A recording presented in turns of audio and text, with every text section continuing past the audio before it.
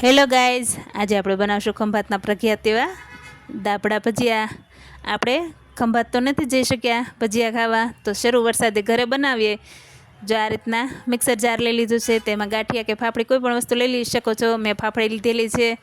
જો આ રીતના સિંગ શેકેલા દાણા છે તે એડ કરેલા છે. 2 ચમચી તલ નાખેલા છે. 1 ચમચી જેટલી વરિયાળી આપણે એડ કરીશું.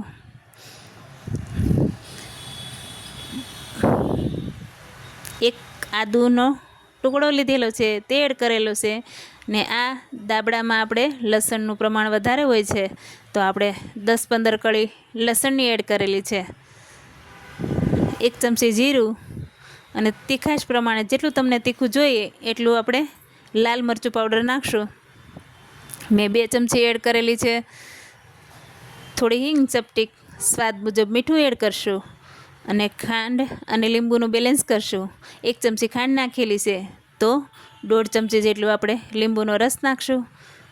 અને કાળા મરીનો પાવડર નાખેલો છે આપણે 1/2 ચમચી જેટલો, અને 1 પાવડા જેટલું તેલ ઉમેરેલું છે. બધું સારી રીતે ક્રશ કરી લેવાનું છે મિક્સર જારમાં. જો આ રીતના બધું ક્રશ થઈ ગયું છે, લચકા જેવો આપણો મસાલો રેડી થઈ ગયો છે. તમે જોઈ શકો છો.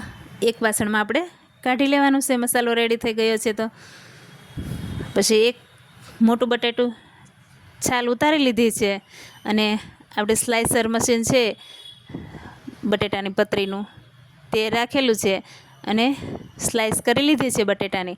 જો આ રીતના પતલી એવી સ્લાઇસ કરી છે. આપણી આંગળીઓ પણ દેખાય તેવી પતલી છે. ઠીક એવી રાખવાની છે, બહુ પતલી નહીં, બહુ જાડી નહીં. તમે જોઈ શકો છો. આપણે બધી પતરી પાડી લઈશું આપણે અત્યારે. જો તમને મારા વિડીયો ગમતા હોય તો લાઇક, શેર અને સબસ્ક્રાઈબ કરજો.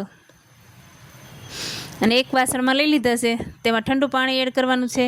તેમાં બટેટાનો સ્ટાશ હોય તે બધો નીકળી જાય છે, અને એકદમ બટેટું કડક થઈ જાય છે ઠંડુ પાણી નાખવાથી. ત્યાર પછી આપણે એક વાસણ લીધું છે, તેમાં છાણી લીધી છે, તેમાં આપણે લોટ ઉમેરશું. બધું છાળી લેશું.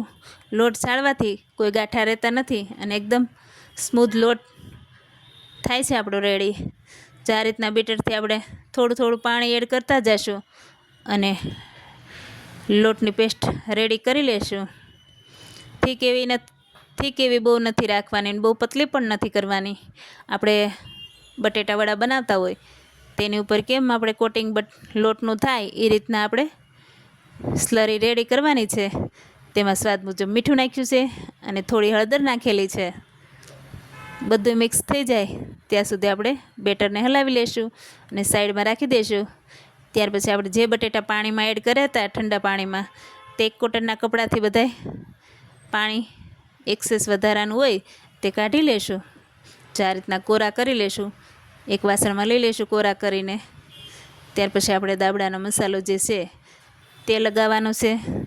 એક પતરી ઉપર આપણે મસાલો લગાડશું, અને બીજી પતરી એની ઉપર આમ ઉપર લગાવી દઈશું. આપણે જેમ કે સેન્ડવિચ બનાવતા હોય એ રીતના જ આપણે બંને બટેટાની રેડી કરવાના છે. જો આ રીતના બધાય બટેટાને આ રીતના આપણે મસાલો લગાડતા જઈશું, અને એક પૂરી ઉપરથી લગાવી દઈશું. એ રીતના રેડી કરી લેવાનું છે. અને આપણું બેટર કેટલું ઘટ હોય તે તમે જોઈ શકો છો. સમસી ઉપર આપણે કોટિંગ થઈ ગયું છે એ રીતના આપણે બેટર ઘટ રાખેલું છે. બટેટું આપણે જે દાબડા બનાવ્યા છે તે લોટમાં ફરતી કોર કોટિંગ થઈ જાય એ રીતના રાખવાનો લોટ લગાવી દેવાનો છે. અને તેલથી કેવું ગરમ છે તેમાં આપણે ઉમેરતા જઈશું. આ રીતના બધાય દાબડા ધીમે ધીમે નાખીને મીડિયમ ગેસે ચડવા દઈશું. 2-5 મિનિટ જ થાય છે. તળતા કોઈ વાર નથી લાગતી, અને ખૂબ જ ઝડપથી થઈ જાય છે, અને ખાવામાં પણ ખૂબ જ ટેસ્ટી છે. એવા દાબડા ભજીયા રેડી છે. આપણે સર્વ કરી લીધા છે કટ કરીને. ચાટ મસાલો ઉપરથી નાખી શકો છો. Thank you.